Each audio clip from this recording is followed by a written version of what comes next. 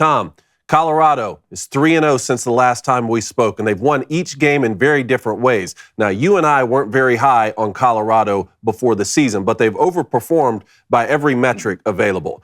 Colorado State gave them all they could handle, though. Colorado State outperformed Colorado for much of that game. Again, last-minute drive, Colorado comes back and wins the football game. It seems like Colorado is performing better when they're the hunter, right? When there are no expectations, they have a chip on their shoulder back against the wall, and not so well when they're the favorite and they're getting hunted. So this weekend you go on the road to Oregon. That line just keeps going up and up. Is Colorado going to figure out another way to sort of put their backs against the wall and say, see, no one still respects us? Or is this the moment where you finally go on the road and you play one of these Pac-12 teams that we've been circling as a juggernaut all season and they come back down to earth?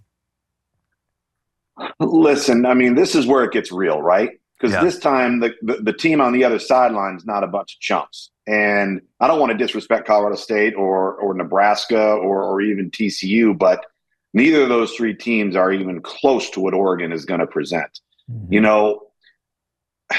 They have done such a good job of just finding ways, right? Just coming up with some way of pulling it off. They persevere, they hang in there, like the Nebraska game. It was almost like, guys, that team in red and white over there is going to screw it up. Yeah. So just don't screw it up. But, right? And they didn't. They don't. It's great to see. Exactly. And then Colorado State, guys, they had 17 penalties for 182 yards and 4 turnovers and probably should have won the game. And so, and I go back, and we talked about this, after the opening weekend in my comments, but they're basically riding 5 players. They're riding Travis Hunter, Shedeur Sanders, Weaver, Sam Horn Jr., and Dylan Edwards. Right? We just removed the second most important one in Travis Hunter, right? Shedeur Sanders is playing out of his mind. They still can't run the football. They have not run the ball in any single game for more than 70 yards. So they have no balance offensively. They can't stop anybody on defense. And now they're going to start playing Oregon, Utah, SC, Washington State, who's obviously a lot better than I think people thought they were going to be. I look at this schedule and I see Arizona State and Stanford. Colorado's going to win both of those games. How do they get one of those others? Because they're no longer taking the field as the best team or as a team where it could go either way, right? So I see why the line is moving like this. I want to see if against a really good team, can Colorado get into the fourth quarter and get into a one-possession game against a team with really good quarterback play and without Colorado's ability to run the football or stop the run? That's going to tell me whether Colorado gets in a blowout where they lose or they win or lose narrowly in the fourth quarter. Yeah, I mean, they're already playing with house money anyway. I don't want – this is what Colorado and what Prime has done, regardless of what – if you like Deion Sanders, if you don't like Deion Sanders, what they've done is unbelievably impressive. But I think we always say on the show, 2 things can be true at once. You can applaud Colorado and just, be in awe of what they've accomplished so far and realize you are taking a huge step up in competition. Like, for example, Notre Dame's taking a huge step up in competition this weekend. That's why we call it Separation Saturday. That's boys, exactly I can't wait for it. Tom, I got to ask you this question. I've been hearing it all over TV and all over toxic social media. Has Deion Sanders changed the game of college football? I think he's brought something to it that it's never had before.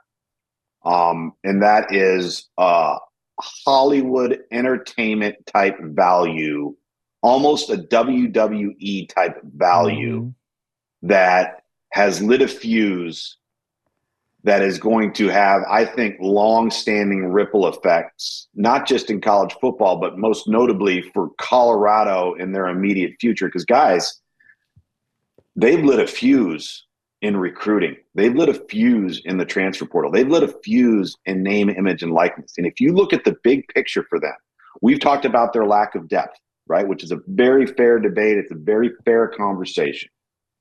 Because when Travis Hunter goes off the field, the guy replacing him is not here. Yeah. He's probably way down here. It's me. Right? Yeah, it's Blaine. Right. Okay. So, but imagine 2024, 2025, and 2026 when either through high school recruiting or the transfer portal, that depth problem goes away. And now imagine that team. And that's what he's created here. Somehow, some way, I think, first of all, Deion Sanders wills things to happen. Have you ever noticed that? Yeah. He never fails. He wills things to happen. Now, he's got the benefit of a first-rounder at quarterback, which gets you off the mat immediately.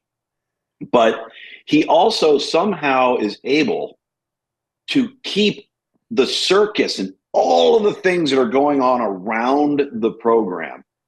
He's able to keep that from impacting their team's performance, which I think is a very, very difficult thing to do. These are young, impressionable kids, and The Rock's showing up, and Lil Wayne's showing up, and they're on 60 Minutes, and they're on Game Day, and Fox News showing up. I mean, like, how do you not get caught up in that and have it impact your ability to perform? You say that he's done a remarkable job. Yeah, I agree. You say that, but there were some reports after this past weekend when they almost lost to Colorado State that, oh, wait, maybe there were too many distractions. We had DJ in the locker room and all this kind of stuff. I wonder if that gets cut back on now that you go play the team. I want to see the reaction after a loss. I want to see how people act after a loss. Yeah, that's well. And it's going to happen, guys. Yeah. It's going to happen. Like, what happens if it happens bad? Yeah. Because it could.